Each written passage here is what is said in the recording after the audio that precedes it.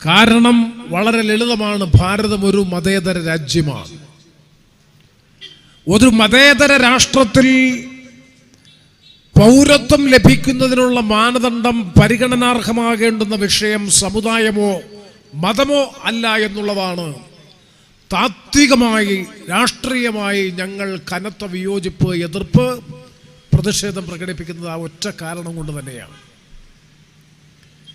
എന്തുത്തരം പറയാൻ കഴിയും? 2014 ഡിസംബർ 31 വരെ 2014 ഡിസംബർ 31 വരെ അഫ്ഗാനിസ്ഥാനിൽ നിന്നും പാകിസ്ഥാനിൽ നിന്നും ബംഗ്ലാദേശിൽ നിന്നും ഭാരതത്തിലേക്ക് കടന്നു വന്നിട്ടുള്ള അനധികൃത കുടിയേറ്റക്കാരിൽ 6 മതവിഭാഗങ്ങളിൽപ്പെട്ട ഹിന്ദുക്കൾ ഉൾപ്പെടെയുള്ള 6 മതവിഭാഗങ്ങളിൽപ്പെട്ടവർക്ക് രാജ്യത്ത് തുടരാമെന്നും അവർക്ക് പൗരത്വം കൊടുക്കാമെന്നും മുസ്ലിങ്ങൾ ഉൾപ്പെടെയുള്ള ഇതര വിഭാഗങ്ങൾ ഒന്നുകിൽ അവർ വന്ന നാട്ടിലേക്ക് തിരികെ പോകണം, അല്ലെങ്കിൽ യൂനുസ് സാഹിബ് ഇവിടെ സൂചിപ്പിച്ച തടവറ ക്യാമ്പിൽ കഴിയണം, അതല്ലെങ്കിൽ ഇന്ത്യൻ കോടതികൾ ശിക്ഷിക്കുന്ന ശിക്ഷ ഏറ്റുവാങ്ങി ജയിലിൽ കഴിയണം. അവിടെയാണ് ഞങ്ങൾ സൂചിപ്പിക്കുന്നത്, ഇന്ത്യയുടെ ചരിത്രത്തിലാദ്യമായി, ഭാരതത്തിന്റെ നിയമനിർമ്മാണ ചരിത്രത്തിലാദ്യമായി ഭരണഘടനയുടെ ആമുഖ തത്വങ്ങൾക്കും അടിസ്ഥാന ലക്ഷ്യങ്ങൾക്കും വിരുദ്ധമായി പൗരത്വം ലഭിക്കുന്നതിന് മാനദണ്ഡമായി മതം പരിഗണനാർഹമാകുന്നു എന്നുള്ളതാണ് ഞങ്ങളുടെ ഏറ്റവും ശക്തമായിട്ടുള്ള വിയോജിപ്പ്. ഒരേ കാലയളവിൽ ഈ 3 മുസ്ലിം രാജ്യങ്ങളിൽ നിന്ന് ഇന്ത്യയിലേക്ക് കടന്നു വന്ന ഹിന്ദുക്കൾ, സിഖുകാർ, ജൈൻ, പാഴ്സി, ബുദ്ധമതക്കാർ, ക്രൈസ്തവ മതക്കാർ, ഈ 6 മതവിഭാഗങ്ങളിൽപ്പെട്ടവർ അനധികൃത കുടിയേറ്റക്കാരല്ല. എന്നാൽ മുസ്ലിങ്ങൾ ഉൾപ്പെടെയുള്ളവർ അനധികൃത കുടിയേറ്റക്കാരാണ്, അവർ തിരികെ പോകണമെന്ന് പറയുന്നത് മതപരമായ വിവേചനമാണ്. ഭരണഘടനയുടെ 14-ാം അനുച്ഛേദത്തിന്റെ തുല്യതാവകാശത്തിന്റെ നഗ്നമായിട്ടുള്ള ലംഘനമാണ്.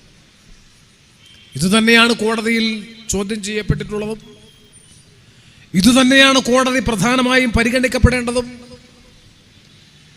എന്താണ് ഇപ്പോൾ ഈ നിയമം പ്രാവർത്തികമാക്കുന്നതിന് അമിത്ഷായും നരേന്ദ്രമോദിയും കാണിക്കുന്ന അമിതമായ ആവേശവും തീവ്രമായ താല്പര്യവും എന്ന് പരിശോധിക്കുമ്പോൾ, ഈ അടുത്ത കാലത്ത് പ്രസിദ്ധീകരിക്കപ്പെട്ട ആസാമിലെ പൗരത്വ രജിസ്റ്റർ, അതിൻ്റെയും പേര് ദേശീയ പൗരത്വ രജിസ്റ്റർ തന്നെയാണ്. കാരണം 1985 ഇന്ത്യയുടെ പ്രധാനമന്ത്രിയായിരുന്ന രാജീവ് ഗാന്ധിയും ആസാമിലെ പ്രക്ഷോഭകാരികളുമായി 1985 ഉണ്ടാക്കിയ ആസാം കരാർ അനുസരിച്ച് രൂപപ്പെട്ടതാണ് സത്യത്തിൽ ആസാമിലെ പൗരത്വ രജിസ്റ്റർ.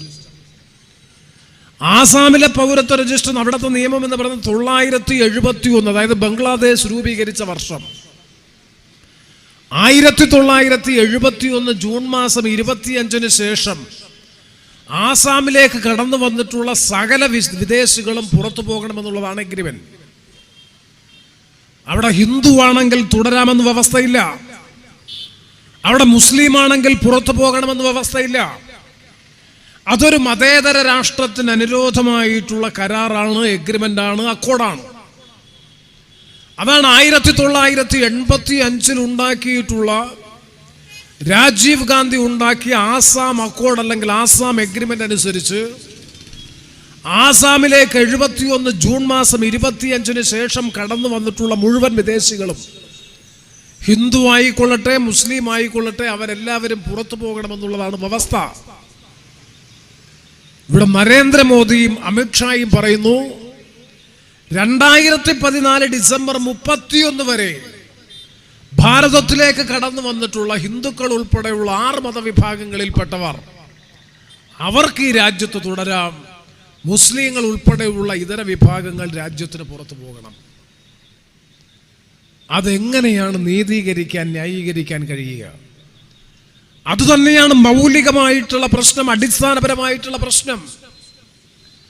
മാത്രവുമല്ല, രസകരമായിട്ടുള്ള വ്യവസ്ഥ, പുതിയ പൗരത്വ നിയമ ഭേദഗതി അനുസരിച്ച് 2014 ഡിസംബർ 31 വരെ പാകിസ്ഥാൻ, അഫ്ഗാനിസ്ഥാൻ, ബംഗ്ലാദേശ് എന്നീ 3 മുസ്ലിം രാജ്യങ്ങളിൽ നിന്ന് മതപരമായ പീഡനത്തിന് വിധേയമായി നമ്മുടെ രാജ്യത്തേക്ക് കടന്നു വന്നിട്ടുള്ള 6 മതവിഭാഗങ്ങളിൽപ്പെട്ടവർക്ക് രാജ്യത്ത് പൗരത്വം കൊടുക്കാം, ഇതര വിഭാഗങ്ങൾക്ക് കൊടുക്കാൻ പാടില്ല. കാരണം അവൻ മുസ്ലിം. 2014 ഡിസംബർ 31 വരെ അനധികൃതമായി വിസയില്ലാതെ, പാസ്പോർട്ടില്ലാതെ, നിയമവിരുദ്ധമായി അതിർത്തി കടന്ന് ഭാരതത്തിലേക്ക് കടന്നു വന്നിട്ടുള്ള ഹിന്ദുക്കൾ ഉൾപ്പെടെയുള്ള വിഭാഗങ്ങളാണെങ്കിൽ അവർക്ക് തുടരാം. മുസ്ലിങ്ങൾ ഉൾപ്പെടെയുള്ളവരാണെങ്കിൽ പുറത്തു പോകണം എന്ന് പറയുമ്പോൾ മതപരമായ നഗ്നമായ വിവേചനമാണ്, ഭരണഘടനയുടെ 14-ാം അനുച്ഛേദത്തിന്റെ ലംഘനമാണ്, ഇന്ത്യൻ ഭരണഘടനയുടെ ആമുഖത്തിൽ പറഞ്ഞിരിക്കുന്ന മതേതര രാഷ്ട്ര വ്യവസ്ഥ എന്നതിന്റെ അടിക്കല്ലിളക്കുന്നതാണ് BJPയുടെ നേതൃത്വത്തിൽ രാജ്യത്ത് നടപ്പാക്കാൻ പോകുന്ന പൗരത്വ നിയമം എന്ന കാര്യത്തിൽ രണ്ടഭിപ്രായമില്ല. അതുകൊണ്ടാണ് മതേതര ജനാധിപത്യ രാഷ്ട്രമായിട്ടുള്ള ഭാരതത്തിൽ ആ മതേതര രാഷ്ട്രീയ വ്യവസ്ഥയുടെ മരണമണിയാണ് ഈ നിയമം എന്ന് നമ്മൾ വിശേഷിപ്പിക്കുന്നത്. അതുകൊണ്ടാണ് ഇപ്പൊ പുറത്തിറക്കിയിട്ടുള്ള പൗരത്വ രജിസ്റ്റർ അനുസരിച്ച് നിങ്ങൾ പരിശോധിച്ചാൽ ആസാമിൽ നിന്ന് പുറത്താക്കപ്പെടുന്നവർ 19 ലക്ഷം പേരാണ്. ആ 19 ലക്ഷം, അതായത് 971 ജൂൺ 25 ശേഷം അനധികൃതമായി രാജ്യത്തേക്ക് കടന്നു വന്ന 19 ലക്ഷം പേരിൽ 13 ലക്ഷം പേർ ഹിന്ദുക്കളും 6 ലക്ഷം പേർ മുസ്ലിങ്ങളുമാണ്. അപ്പൊ ഈ 13 ലക്ഷം പേർക്ക് ഇപ്പോൾ അമിത്ഷാ പാസാക്കിയ പുതിയ നിയമത്തിന്റെ അടിസ്ഥാനത്തിൽ രാജ്യത്ത് തുടരാം. 6 ലക്ഷം പേർ രാജ്യത്തിന് പുറത്തു പോകണം. അപ്പൊ അതുകൊണ്ട് തന്നെ ഈ നിയമം ഭരണഘടനാപരമായി നിലനിൽക്കത്തക്കതല്ല. ഇന്നത്തെ സുപ്രീം കോടതി വിധിയെ അല്ലെങ്കിൽ പരാമർശത്തെ സംബന്ധിച്ച് നേരത്തെ സൂചിപ്പിച്ചു. ഞാൻ ആത്മാർത്ഥമായി വിശ്വസിക്കുന്നു, നീതിബോധമുള്ള ജഡ്ജിയുടെ ബെഞ്ചിന്റെ പരിഗണനയിലാണ് ഈ നിയമത്തിന്റെ ഭരണഘടനാപരമായ സാധുത ചോദ്യം ചെയ്യപ്പെടുന്നതെങ്കിൽ ഒരു സംശയവും വേണ്ട, ഇത് ഭരണഘടനാ വിരുദ്ധമാണ് എന്ന് പറഞ്ഞ് ഈ നിയമം അപ്രസക്തമാക്കുമെന്ന കാര്യത്തിൽ ഒരു സംശയവും വേണ്ട. അത് ഭാവിയിൽ കാണും എന്ന് തന്നെയാണ് നമ്മൾ പ്രതീക്ഷിക്കുന്നത്. ഇന്ത്യൻ ഭരണഘടനയോട് കൂറും ആദരവും ഉണ്ടെങ്കിൽ എങ്ങനെ ഭരണഘടനാപരമായി ന്യായീകരിക്കാൻ, നീതീകരിക്കാൻ കഴിയും? മാത്രവുമല്ല, തുടർന്ന് പൗരത്വ രജിസ്റ്റർ ഇവിടെ എല്ലാം വിശദീകരിച്ചിട്ടുണ്ടാകുമെന്നാണ് എൻ്റെ വിശ്വാസം. പൗരത്വ നിയമ ഭേദഗതിയും കടന്ന് അടുത്ത ചുവടുവയ്പ്പാണ് പൗരത്വ രജിസ്റ്റർ. ആസാമിൽ നടപ്പാക്കിയതുപോലെ തന്നെ പൗരത്വ രജിസ്റ്റർ രാജ്യവ്യാപകമായി നടപ്പാക്കുമെന്നുള്ളതാണ് അടുത്ത പ്രഖ്യാപനം. അവിടെയാണ് പ്രശ്നം കൂടുതൽ സങ്കീർണവൽക്കരിക്കപ്പെട്ടത്. അപ്പൊ ആസാമിൽ നടപ്പാക്കിയതുപോലെ പൗരത്വ രജിസ്റ്റർ രാജ്യത്തൊട്ടാകെ നടപ്പാക്കുന്ന സ്ഥിതി വന്നു കഴിഞ്ഞാൽ ഇതുപോലെ പൗരത്വ പട്ടികയിൽ നിന്ന് പുറത്തു പോകുന്നവർ ഹിന്ദുക്കളാണെങ്കിൽ അവർക്ക് ഈ രാജ്യത്ത് തുടരാം, മുസ്ലിങ്ങളാണെങ്കിൽ അവർക്ക് രാജ്യത്ത് തുടരാൻ കഴിയില്ല എന്ന സ്ഥിതി വന്നാൽ ഉണ്ടാകുന്ന രാജ്യത്തിന്റെ അവസ്ഥ എന്തായിരിക്കും? ആ അവസ്ഥയുടെ സാധൂകരണമല്ലേ, അല്ലെങ്കിൽ അവസ്ഥ ഉണ്ടാകുമെന്നതിന്റെ സൂചനയല്ലേ നിങ്ങൾ തന്നെ പ്രസിദ്ധീകരിച്ച ദേശീയ ജനസംഖ്യാ രജിസ്റ്ററിന്റെ NPRന്റെ എന്യൂമറേഷൻ ഫോറം?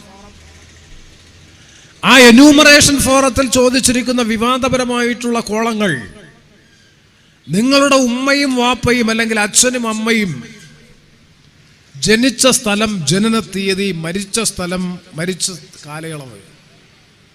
എന്തിനാ ഇത് ചോദിക്കുന്നത്?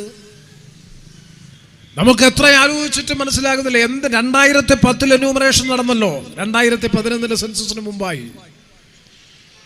2011 സെൻസസിന് മുമ്പായി നടന്ന ദേശീയ പൗരത്വ രജിസ്റ്ററിൽ, ദേശീയ ജനസംഖ്യാ രജിസ്റ്ററിൽ ഈ വിവാദപരമായിട്ടുള്ള കോളങ്ങൾ, വ്യവസ്ഥകൾ ഉണ്ടായിരുന്നില്ല. കാരണം ഒരുപക്ഷെ കേരളത്തിൽ നമുക്ക് അനുഭവപ്പെടില്ലായിരിക്കാം. 1947-48 കാലയളവിൽ, ഇന്ത്യ പാക് വിഭജന കാലയളവിൽ ഇന്ത്യയിൽ നിന്ന് പാകിസ്ഥാനിലേക്കും പാകിസ്ഥാനിൽ നിന്ന് ഇന്ത്യയിലേക്കും പലായനം ചെയ്യപ്പെട്ടുകൊണ്ടിരുന്ന 10,000-കണക്കിന് പേർ, ലക്ഷങ്ങൾ. ലാൽകൃഷ്ൺ അദ്വാനിയുടെ ജന്മസ്ഥലം പാകിസ്ഥാനിലെ ലാഹോറാണ്. അദ്ദേഹത്തിന്റെ ബന്ധുക്കൾ ഇപ്പോഴും അവിടെ താമസിക്കുന്നുണ്ട്. അപ്പൊ അദ്ദേഹത്തിന്റെ അച്ഛനും അമ്മയും ജനിച്ച സ്ഥലവും ജനിച്ച തീയതിയും മരിച്ച സ്ഥലവും ചോദിച്ചാൽ അത് ലാഹോറാണ്, പാകിസ്ഥാനിലെ ലാഹോറാണ്. പക്ഷേ ലാൽകൃഷ്ണൻ അദ്വാനിക്ക് ഇന്ത്യയിൽ തുടരാം, because he is A Hindu. സമാന സ്വഭാവത്തിലുള്ള ഒരു മുസ്ലിമാണ്. അയാളുടെ കുടുംബം, അയാളുടെ അച്ഛനും അമ്മയും വാപ്പയും ഉമ്മയും ലാഹോറിലാണ്, അല്ലെങ്കിൽ പെഷവാറിലാണ്, ഇസ്ലാമാബാദിലാണ്, അല്ലെങ്കിൽ ധാക്കയിലാണെന്ന് നോക്കുക. അവർ അവിടെയാണ് ജനിച്ചത്, അവിടെയാണ് മരണപ്പെട്ടതെങ്കിൽ അവരുടെ ജനന തീയതിയുടെ പശ്ചാത്തലത്തിൽ, അവർ ജനിച്ച സ്ഥലത്തിന്റെ അടിസ്ഥാനത്തിൽ ഇപ്പോൾ ഇവിടെ താമസിക്കുന്ന മുസ്ലിമാണ് കുടുംബമെങ്കിൽ അനധികൃത കുടിയേറ്റക്കാരൻ. അവർക്ക് രാജ്യത്ത് തുടരാൻ കഴിയില്ല, കാരണം ഹീസ് എ മുസ്ലിം. അപ്പൊ നിങ്ങൾ നിരന്തരം ചോദിക്കുന്നുണ്ടല്ലോ, ഇന്ത്യയിൽ ജനിച്ചു വളർന്ന് പൗരത്വത്തോടുകൂടി രാജ്യത്ത് ജീവിക്കുന്ന മുസ്ലിങ്ങൾക്ക് ബാധകമാകുമോ? നിങ്ങൾ പറയുന്ന വ്യവസ്ഥയിൽ പൗരത്വ നിയമ ഭേദഗതി പ്രാവർത്തികമാക്കിയാൽ, ആ പൗരത്വ നിയമ ഭേദഗതിയുടെ അടിസ്ഥാനത്തിൽ പൗരത്വ രജിസ്റ്റർ പ്രാവർത്തികമാക്കിയാൽ, രാജ്യത്ത് ഇന്ന് ജീവിക്കുന്ന മുസ്ലിങ്ങൾ ഉൾപ്പെടെയുള്ള ന്യൂനപക്ഷ വിഭാഗങ്ങളെ ഭാവിയിൽ ഇത് ബാധിക്കും. ഈ വസ്തുതാപരമായിട്ടുള്ള സത്യം, ഈ വസ്തുതാപരമായിട്ടുള്ള വിഷയങ്ങൾ ഉയർത്തിക്കാണിക്കുമ്പോൾ വളരെ വൈകാരികമായ വിഷയങ്ങളിലൂടെ പ്രശ്നത്തെ സങ്കീർണവൽക്കരിക്കാനാണ് ഇന്ന് BJP ഗവൺമെന്റ് പരിശ്രമിക്കുന്നത്. ഡൽഹി നിയമസഭാ ഉപതെരഞ്ഞെടുപ്പ് നിങ്ങൾ കണ്ടു. അമിത്ഷായുടെ നേതൃത്വത്തിലായിരുന്നു പ്രചാര പ്രവർത്തനങ്ങൾക്ക് ചുക്കാൻ പിടിച്ചത്. അമിത്ഷായുടെ ആദ്യത്തെ തെരഞ്ഞെടുപ്പ് റാലിയിൽ അദ്ദേഹം പറഞ്ഞത് എന്താ? ഇത് പാകിസ്ഥാനും ഹിന്ദുസ്ഥാനും തമ്മിലുള്ള ക്രിക്കറ്റ് മത്സരമാണ്, ക്രിക്കറ്റ് മാച്ചാണിത്. ഒരു മന്ത്രി, കേന്ദ്രമന്ത്രി പരസ്യമായി പ്രസംഗിച്ചു, ഷഹീദ് ബാഗിൽ സമരം ചെയ്യുന്ന സ്ത്രീകളെയും പെൺകുട്ടികളെയും വെടിവെച്ചു കൊല്ലണമെന്ന് പരസ്യമായി പ്രസംഗിച്ചു. അനുരാഗ് സിംഗ് താക്കൂർ എന്ന് പറയുന്ന കേന്ദ്രമന്ത്രി. മറ്റൊരു പാർലമെന്റ് അംഗം പറഞ്ഞു, അരവിന്ദ് കെജ്രിവാൾ പാക് തീവ്രവാദിയാണ്. രാജ്യദ്രോഹികൾക്കെതിരായി വിധി എഴുതാൻ രാജ്യത്തിന്റെ പ്രധാനമന്ത്രി ആവശ്യപ്പെട്ടു. ഡൽഹിയിലെ ജനങ്ങൾ രാജ്യദ്രോഹികൾക്കെതിരായി വിധിയെഴുതി. ആ വിധിയെഴുത്താണ് ആം ആദ്മി പാർട്ടി 62 സീറ്റുകൾ വാങ്ങി BJPയെ പരാജയപ്പെടുത്തി അധികാരത്തിൽ വന്നത്. അവിടെ കോൺഗ്രസ് ദുർബലപ്പെട്ടു, പരാജയപ്പെട്ടു. ആ യാഥാർത്ഥ്യമൊന്നും വിസ്മരിച്ചുകൊണ്ടല്ല ഞാനത് സൂചിപ്പിക്കുന്നത്.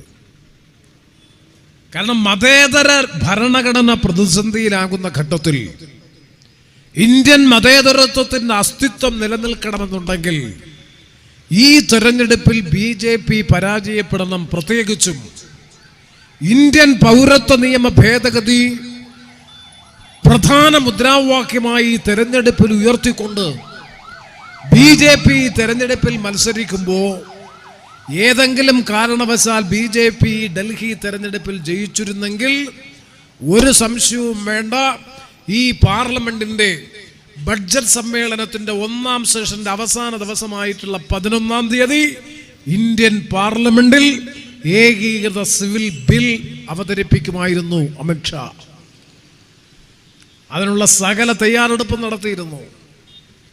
BJPയുടെ മുഴുവൻ പാർലമെന്റ് അംഗങ്ങൾക്കും 10-ാം തീയതി വൈകുന്നേരമായപ്പോൾ 3 ലൈൻ വിപ്പ് കൊടുത്തു.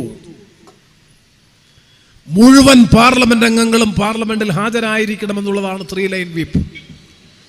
ഞങ്ങളൊക്കെ അത്ഭുതപ്പെട്ടു. എന്താ കാരണം? കാരണം വിവാദപരമായ ഒരു ബില്ലും പാർലമെന്റിന്റെ പരിഗണനയിലില്ല.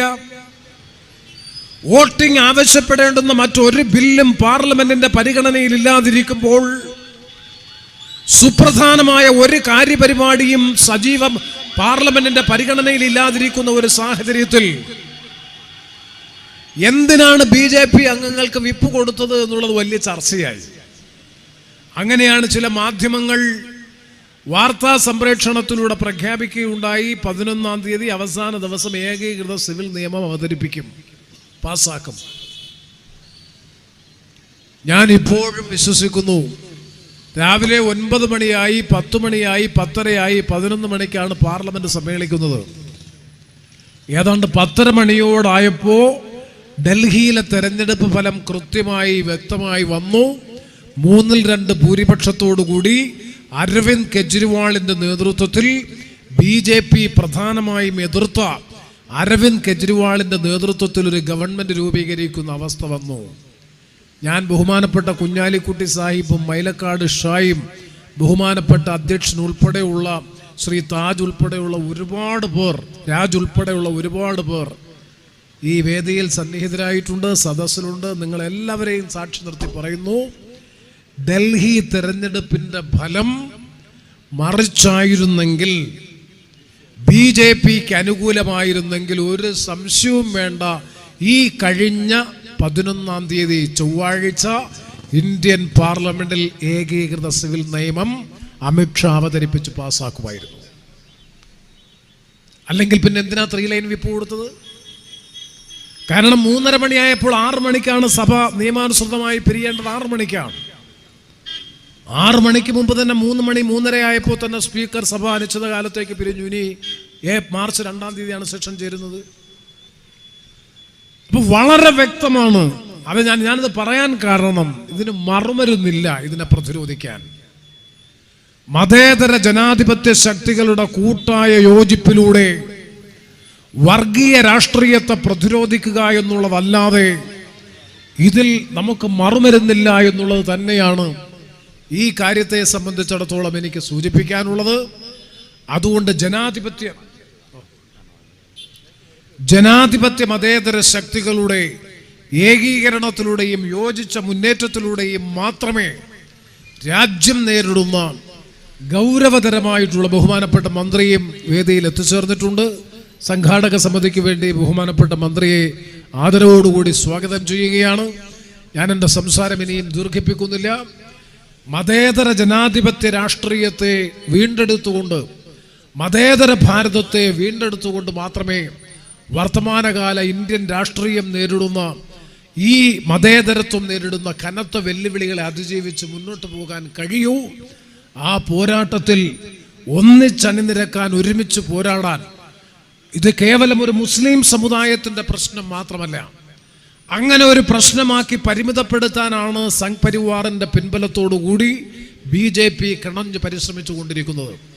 അതാണ് ഞാൻ നേരത്തെ സൂചിപ്പിച്ചത്. ഡൽഹി നിയമസഭാ തെരഞ്ഞെടുപ്പിൽ കനത്ത തിരിച്ചടി കിട്ടാനുള്ള പ്രധാനപ്പെട്ട കാരണം, അവിടെ പ്രധാനപ്പെട്ട വിഷയമായി ഉയർത്തിക്കൊണ്ടുവന്ന ഷഹീൻ ബാഗും അതുപോലെ തന്നെ മറ്റു പ്രധാനപ്പെട്ട പ്രശ്നങ്ങളും, അതിനെയൊക്കെ നിരാകരിച്ചുകൊണ്ട് ജനങ്ങൾ മതേതര രാഷ്ട്രീയത്തെ ഉയർത്തിപ്പിടിച്ചുകൊണ്ട് വോട്ട് ചെയ്യാൻ സന്നദ്ധമായെങ്കിൽ ഇന്ത്യയിൽ മതേതരത്വത്തെ അപ്രസക്തമാക്കുന്ന ഏത് നീക്കത്തെയും ചെറുത്തു തോൽപ്പിക്കാനുള്ള ആർജവം, കരുത്ത്, ശക്തി രാജ്യത്തിനുണ്ട് എന്ന് കാലം തെളിയിക്കും, ചരിത്രം തെളിയിക്കും.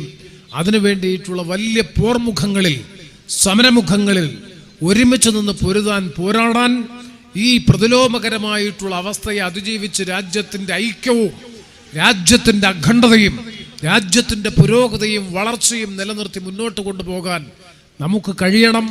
അതിന് ജാതി മത സാമുദായിക ഭേദങ്ങൾക്കപ്പുറത്തുള്ള ഒരു യോജിച്ച മുന്നേറ്റം രാജ്യത്ത് വളർത്തിക്കൊണ്ടുവരാൻ കഴിയണമെന്ന് മാത്രം ഈ അവസരത്തിൽ സൂചിപ്പിച്ചുകൊണ്ട് ഈ സമ്മേളനത്തിൽ എത്തിച്ചേർന്ന എല്ലാവരെയും ഒരിക്കൽ കൂടി അഭിവാദ്യം ചെയ്തുകൊണ്ട് ഞാൻ എൻ്റെ വാക്കുകൾ അവസാനിപ്പിക്കുന്നു. നിങ്ങൾക്കെൻ്റെ